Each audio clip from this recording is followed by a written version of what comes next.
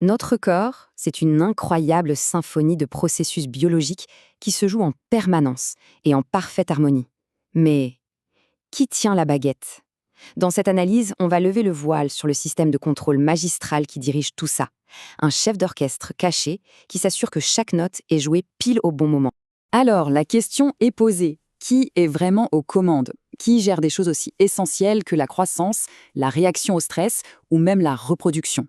Eh bien, la réponse, elle se trouve au cœur de notre cerveau, dans une structure minuscule mais d'une puissance absolument phénoménale. Allez, on plonge.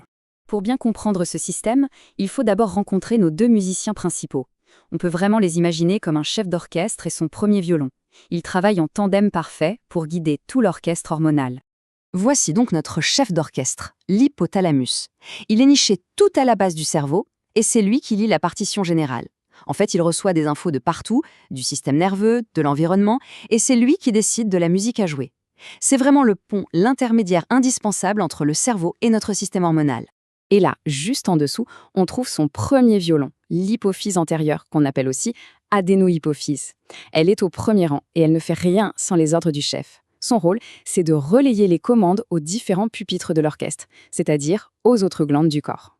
Bon, mais comment est-ce qu'ils communiquent, ces deux-là? Comment la partition, l'ordre du chef, parvient au premier violon avec une telle rapidité et une telle précision? Le mécanisme est d'une élégance et d'une efficacité redoutables. En fait, le système de contrôle est d'une simplicité fascinante. L'hypothalamus utilise un langage presque binaire. Pour lancer une action, il envoie ce qu'on appelle des hormones de libération. C'est un signal « allez-y ». Et pour l'arrêter, il envoie des hormones d'inhibition. Un signal « stop ». C'est ce double contrôle, ce jeu de marche-arrêt, qui permet une régulation d'une finesse incroyable. Et cette communication, elle n'est pas laissée au hasard. Ce n'est pas juste une diffusion générale.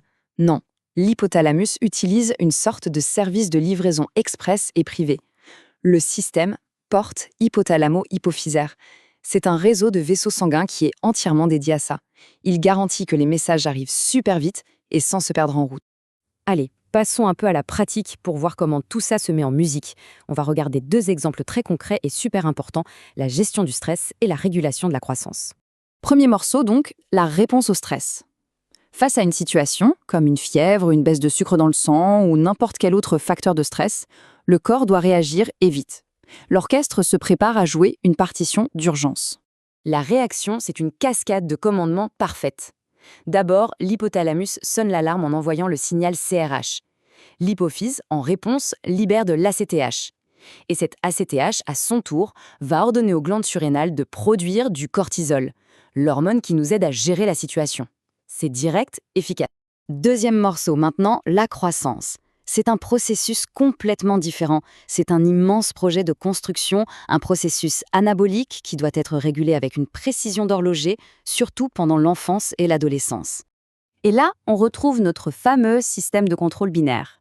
L'hypothalamus utilise une hormone, la GRH, pour dire « grandis » et une autre, la somatostatine, pour dire « stop ». C'est cette alternance, cet équilibre parfait entre l'accélérateur et le frein qui permet une croissance harmonieuse, ni trop rapide, ni trop lente. L'équilibre, c'est vraiment la clé. Mais que se passe-t-il quand la communication est rompue? Quand il y a, pour reprendre notre métaphore, une fausse note dans la partition? Eh bien, les conséquences d'un dysfonctionnement de cet axe peuvent être dramatiques.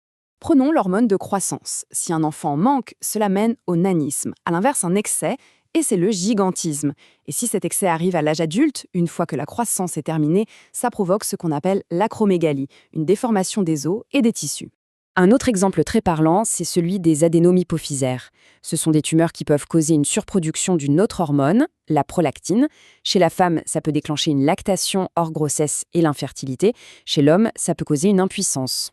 Ça montre bien à quel point cet équilibre hormonal est vital. Donc le message vraiment crucial à retenir, c'est celui-là. L'harmonie fonctionnelle entre ces deux toutes petites glandes, c'est la pierre angulaire de notre équilibre physiologique. Leur dialogue constant, c'est tout simplement le garant de notre santé. Et pour finir, une petite pensée qui donne un peu le vertige. L'hypothalamus, ce grand chef d'orchestre dont on parle depuis le début, il a la taille d'une amande. Ça laisse vraiment réfléchir à l'incroyable complexité et à la puissance que la nature peut concentrer dans de si petites structures.